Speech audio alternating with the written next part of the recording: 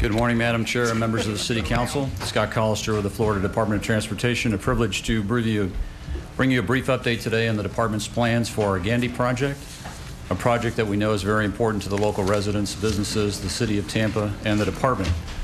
As the Council probably recalls, this is one of the projects that last year the department had in our work program. We had a letting for the project and unfortunately had to make a business decision because the bids came in significantly higher than the funds we had budgeted for the project, that we had to reject the single bid that we received of about $46 million. This is a very important project to the department because it is a SIS facility, a facility that is part of the strategic intermodal system, and the department wants to make sure that we make this investment this year. So I'd now like to have Mr. Jeff Novotny, a consulting engineer who's been involved with the project since the planning phase through the production of the design plans, to cover for the Council briefly the operational improvements that the project will bring to the corridor, the aesthetic treatments that will also be included, and then I'll close with a summary of the project costs and our schedule. The $46 million bid, how did that compare to the projected? Sure, we only had I don't have all that data with us. Our estimate was significantly lower than that. Last year we had a really highly accelerating period or spiral of construction costs, a lot of factors related to that, shortages of labor, very high demand in the Hillsborough County area for construction contractors. I think if I recall, I think we had less than $30 million budgeted for the job. That's what I recall, something in the 20s. Correct. Okay. Thank you, Council. My name is Jeff Novotny with American Consulting Engineers. We have some slides that are on the board, and if you could switch to that. The Gandy Boulevard project includes basically two sections, a causeway section, which runs from east of the Gandy Bridge up to Bridge Street, and an urban section that runs from Bridge Street to just east of Dale Mabry. Now, east of Dale Mabry to Bayshore, Gandy Boulevard is under county jurisdiction at that point, so this project only encompasses the causeway and the urban section, approximately 2.5 miles. The project includes operational improvements and aesthetic enhancements. The operational improvements include improvements at West Shore Boulevard for constructing an additional westbound right turn lane. Additional right-of-way was acquired for this turn lane. At Manhattan Avenue, the city was in the process of expanding Manhattan from Euclid south to just south of Gandy. And as part of this project, we encompassed their southern section into it to facilitate construction at that intersection. In addition to that, other improvements along Gandy include adding an additional eastbound left turn lane at the intersection, as well as a westbound right turn lane. Both of those improvements required additional right-of-way as well. At Dale Mabry Highway at the far east end, additional second left turn lanes were added to all 4 quadrants of the intersection. There are also additional ITS improvements to facilitate traffic operations. Those include adding cameras at the key intersections to help better monitor traffic conditions and adjust timings as necessary. Also includes adding changeable message signs throughout the corridor at several locations to help monitor and notify motorists of traffic conditions that may occur not only within the Gandy corridor but other corridors within the SIS system as well. The most notable difference when you look at Gandy after this project is completed will be the two-way center left turn lane in the urban section will be eliminated. It's sometimes called a scramble lane. Instead, a 30-foot wide raised median will be constructed. Within this median, it will allow U-turns to occur at the key intersections and at median openings. It will help reduce safety or improve safety within the corridor, improve operations of vehicles not having to deal with vehicles sitting next to them in the turn lane, but also provide an opportunity to consolidate aesthetic treatments in terms of the landscaping within the corridor. The landscaping includes low level, ground level, as well as some trees at the median. We're also providing some brick edging along the median to provide a buffer space between the roadway and the landscaping itself.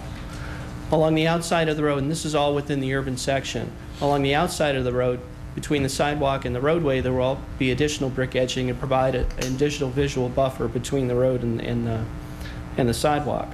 Decorative lighting is included. In the causeway section, the pedestrian accommodations, actually pedestrian accommodations are included throughout the urban section in terms of adding ADA compliant ramps to all the sidewalk connections. There are also decorative crosswalks in the urban section at the signalized intersections. In the causeway section, we are adding a shared use path to connect from the Friendship Trail area towards Bridge Street, which is the interface with the urban section, and that was intended to connect to a future South Tampa Greenway connection. Transit accommodations, we did coordinate with Heartline and PSTA. We are providing extra thick sidewalk in the areas where their handicap equipment will deploy off their buses to make sure that the sidewalk doesn't crack. In terms of utilities, there was early coordination many years ago about trying to bury the utilities. Those costs were too excessive to be able to accommodate within the limits of this project, so there is no burying of utilities. They are being accommodated, however.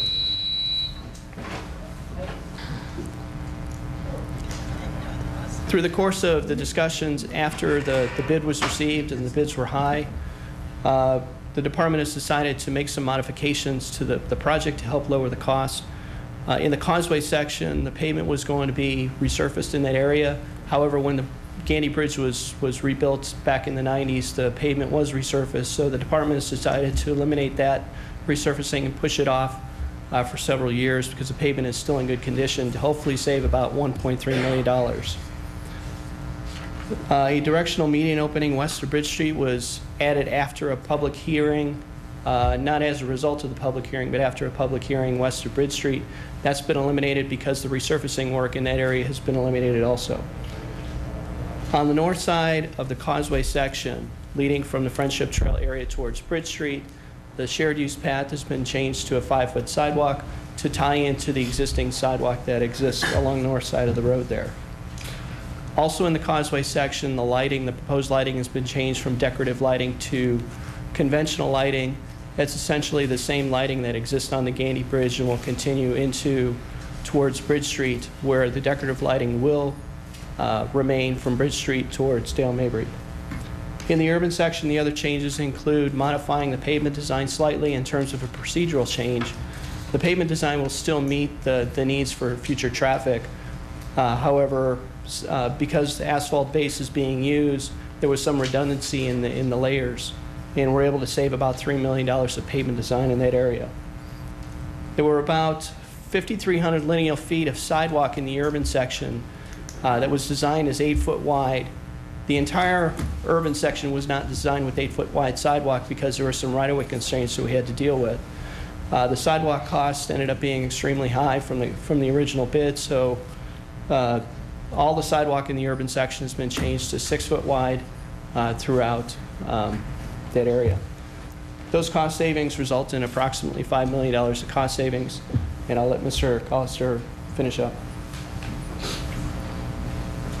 The slide shows the total amount of the design and right-of-way and our budgeted construction costs for the project to date. We've invested about $5.9 million in the design and right-of-way acquisition to construct this project.